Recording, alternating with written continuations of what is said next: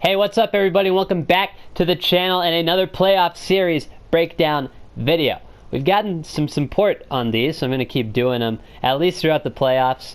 So today we have the ALDS. We have the first ALDS game of the day. It is Tampa Bay against Houston. Now this will either be up the night before or the morning of.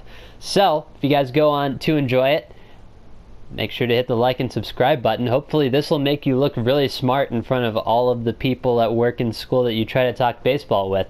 We're going to give you the ins and outs of the series, some pitching things to watch for, some hitting things to watch for, just some overall storylines. There will be no gameplay. I'm just using MLB The Show as a tool to break things down for you. But without me talking anymore, let's get into it. Okay, so according to Jeff Passan on Twitter, the pitching matchups for games 1, 2, and 3 have been announced. Those, of course, are the ones we're guaranteed. So game 1, Verlander versus Tyler Glasnow, the youngster traded from Pittsburgh to Tampa Bay last year in the Chris Archer deal. Game 2, we're going to have Garrett Cole face Blake Snell. And then game 3, Charlie Morton, the AL wild card game hero. Maybe not the hero, but definitely a big role player, and he will be facing off against Zack Greinke. So those are the 3 starters I believe you can expect to see. Now, if you get to a game 4, I think potentially you maybe see Yarbrough, but realistically I think you go Glasnow on short rest if he's the guy in game 1. I think that's just the way you go. For game 4, I would go Verlander if you're Houston. That makes the most sense to me. He's experienced pitching off of short rest. He's been dominant. He's been in the playoffs before. All of the things you would want for a pitcher on short rest. With the 3-man rotation, I would go Verlander. And obviously, if it goes that far, I'd say advantage Houston. But Tampa Bay has some animals in the starting rotation. There with Glasnow, who's really come out this year. Blake Snell, obviously really good. Charlie Morton, nobody's pitched in bigger games than Charlie Morton has. And to say anything other than that would just be foolish. I mean, he's pitched in Game 7 with these Houston Astros in the World Series. He's been in every single big game you could want.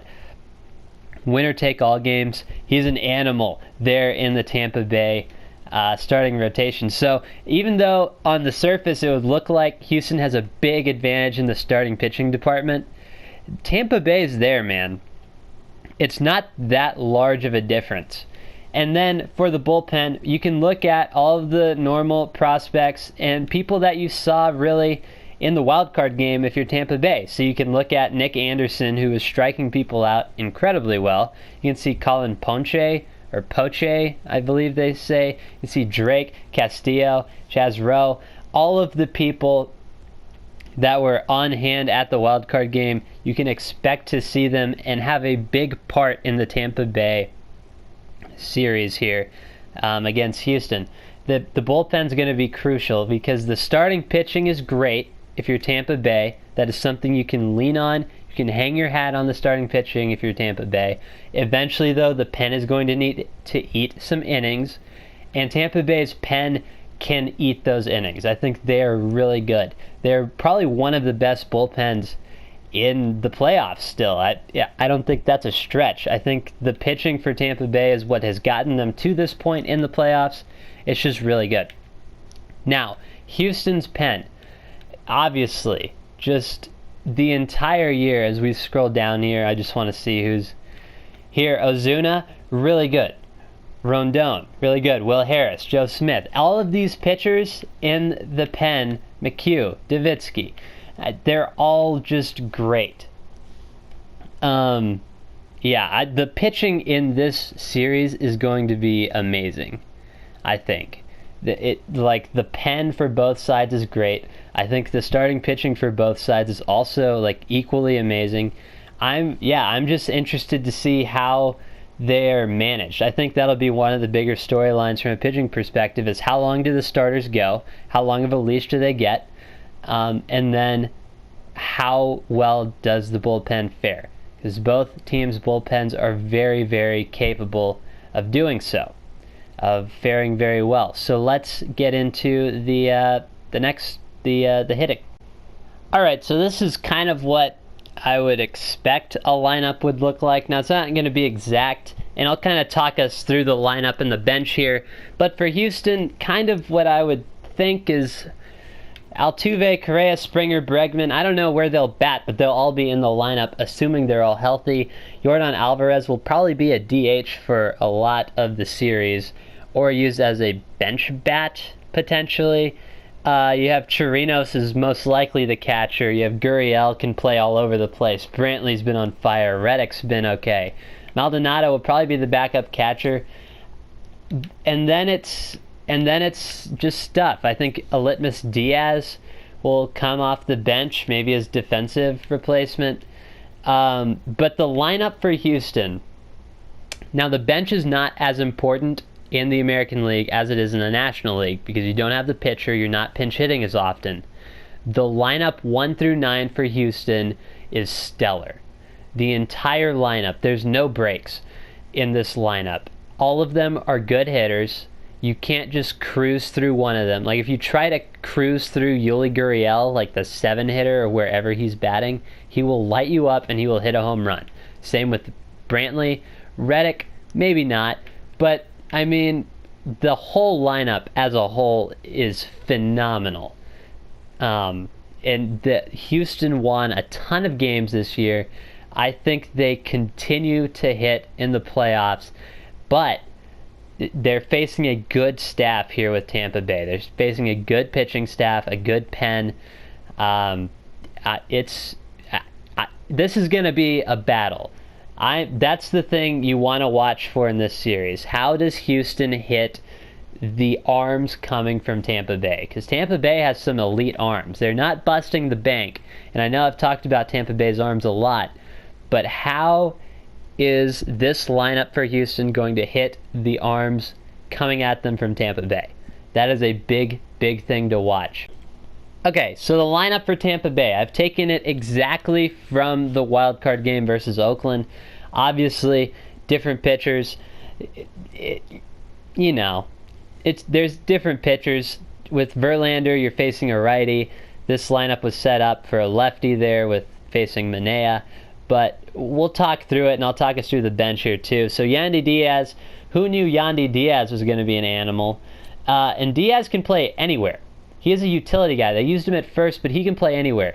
So the positions here for Tampa Bay are pretty fluid because they have a bunch of utility guys.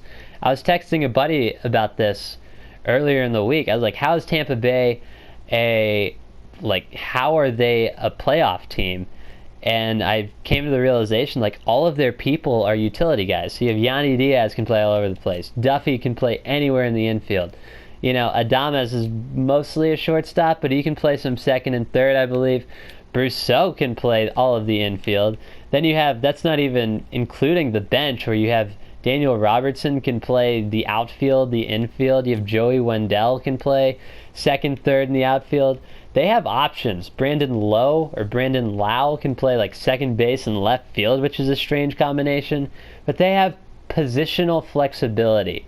And that's something that a lot of teams just don't have.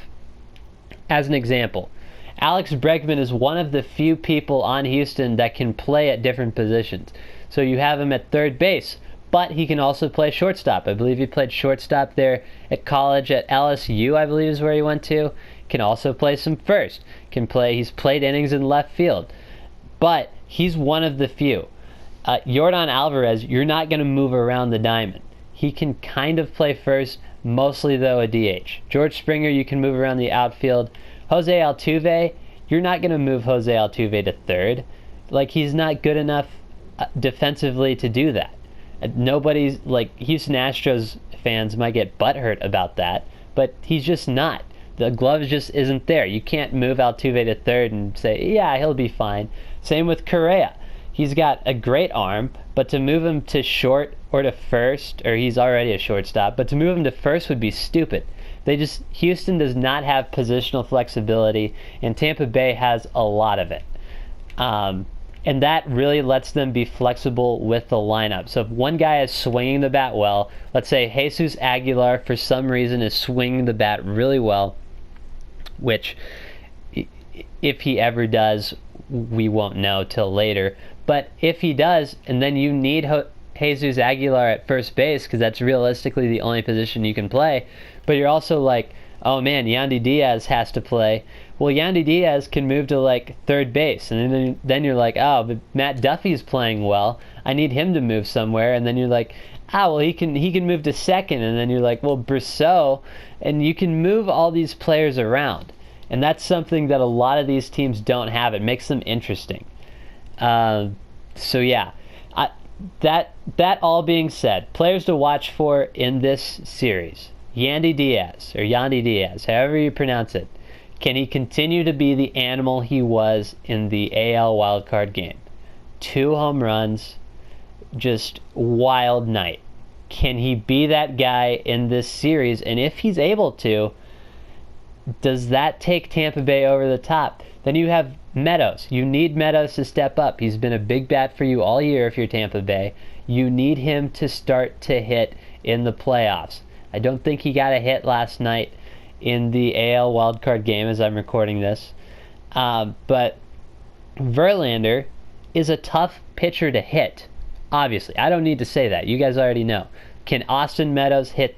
And then finally, can Kiermaier be good? And that's it. Can Kiermaier step up?